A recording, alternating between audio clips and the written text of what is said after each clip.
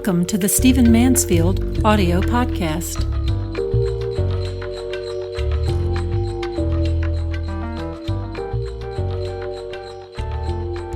I want to talk to you today about something that is really, really urgent to me, really serious and important to me, because it has to do with the knowledge that we need to live in our age. I'm calling this the four horsemen of our age. I believe that if you live, particularly in America, but in the West in general, or if you're influenced directly by Western culture, that there are four religious forces that you have to understand to live in our age. And I'm calling these just for interest's sake, the four horsemen. They are the religious forces that are shaping our times. Now I'm speaking of other than Christianity, which is critical, and I'll come back to that in a minute. But other than Christianity, the four horsemen that are intellectually and spiritually shaping our age are four forces I'm going to talk about in just a minute. The reason that I think this is so critical is not that they are that new. It's not that any one of them is dominating global culture and certainly the culture of the West or America. It is the level of ignorance that most people, most Westerners, and certainly most Americans have towards them. I would say that if you're living, for example, in the United States, that you must understand, number one, Mormonism. I think you know my commitment to understanding this religion.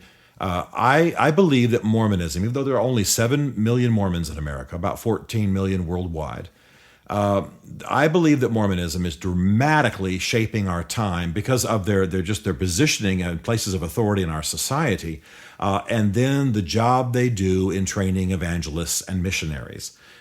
They are shaping our country. I was just a few weeks ago at Salt Lake City and at Brigham Young University. It is astonishing the way Brigham Young U, is training young lives. It's astonishing the way the Mormons are training their people. Their ideas, their values, their vision for America, their method of doing families, all of that is shaping our society. So we need to understand Mormonism. I'll come back to that in just a minute. The second one would be Islam. There's no question that you cannot live effectively and successfully in our generation, understanding the times and knowing the forces that you're dealing with, unless you understand what Islam teaches. And yet, very few people do. I'll come back to that in just a minute. A third force that you'll have to understand if you're going to live again in the West, certainly in America, a religious force, and this is not, by the way, just in the West, of course, is the new atheism. Now, by the new atheism, I am speaking of people like Richard Dawkins and Sam Harris and Stephen Hawking and Christopher Hitchens, this new tribe of outspoken, highly educated, visible, even somewhat endearing, fun kind of atheists who are writing books, who are well-known, who are endearing, who are in the media all the time. These people are proclaiming a new kind of anti-supernatural religion sort of philosophy, and it is definitely shaping our times. I mean, Christopher Hitchens' death recently got a huge amount of attention. I knew him, I liked him, but I have to say I was really surprised at the attention his death received. I thought that maybe just people like me knew who he was, and he wasn't that popular, society-wide, but he was. And that's good on the one hand. He was a good historian. He said a lot of important things about the war in Iraq. But obviously I'm opposed to and see as a critical force his new atheism, the new atheism that he championed. So Mormonism, Islam, the new atheism, and then finally something that I will call Christian syncretism. Now, syncretism, syncretism, is a word that means to absorb the ideas of others and blend together, to syncretize. You can even remember it maybe by thinking about synchronize. When you synchronize two devices, maybe your MacBook Pro and your iPhone together, the information from both of them merges if you have it set that way. And so Christian syncretism is the Christian church absorbing ideas foreign to it and blending it together with its historic Christian doctrine, which of course leads to a dumbing down or diminishing of its historic Christian doctrine. What would that look like? Well, Rob Bell who taught his universalism very profoundly in a book called Love Wins, would be a Christian syncretist. He is blending other religions, other ideologies with Christianity. What he taught does not come organically from Christian history, Christian scripture, and the architecture of Christian theology. There are others I could speak about, but the bottom line is these four are absolutely shaping our age. If you live, I'll just limit it to the United States for right now. If you live in the United States, Mormonism, Islam, the New Atheism, and Christian syncretism are absolutely shaping the society. Now, Christianity is too, and it's shaping the society profoundly, but you'll understand why in a moment. I'm leaving it off the list for just a moment, because my focus is not so much in providing you with radar to see what's affecting our society. I think you know that these four are certainly the top four having an impact on our society. But the issue for me is the level of ignorance about these issues.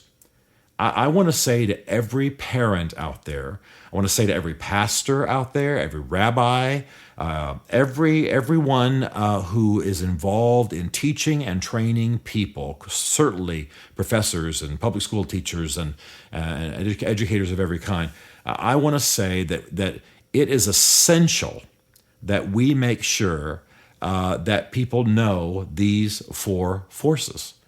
It is absolutely heartbreaking to see the ignorance in American society about religion. This is for many reasons. First of all, we tend to be ignorant about a lot of things because our schools are failing us.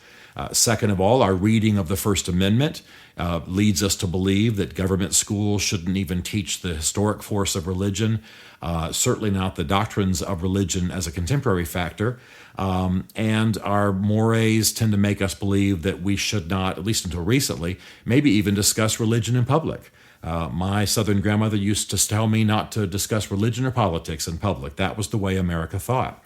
Well, as a result of that, most people know something about their religion. They know almost nothing about other religions.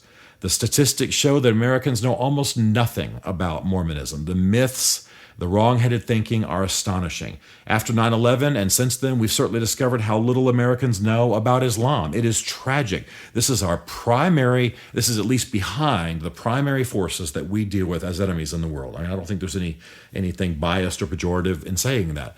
The fact is our primary enemies in the world as a nation are Muslim-inspired. I can say that. I don't think that Muslims are our enemies, but certainly Muslim-inspired. And most Americans couldn't tell you what a Muslim believes or what Muslim doctrine is or anything about Muslim history to save their lives. The New Atheism is somewhat different, but still we ought to understand it. We ought to understand that these ideas are not new. We ought to understand that this is a recycling of opposition to specifically Christianity and then broadly religion that have been around for generations. And then, of course, Christian syncretism is also nothing new, but it is something that most people know nothing about. And that's why, for example, Rob Bell was able to make such progress in churches that affirm doctrines very, very different from what Rob Bell was espousing. So I want to put it right between our eyes today, and this is a bit of a challenge that I'm issuing. Make sure that your children, make sure that your spouse, make sure that your congregation, make sure that your synagogue, make sure that your friends know about these religions.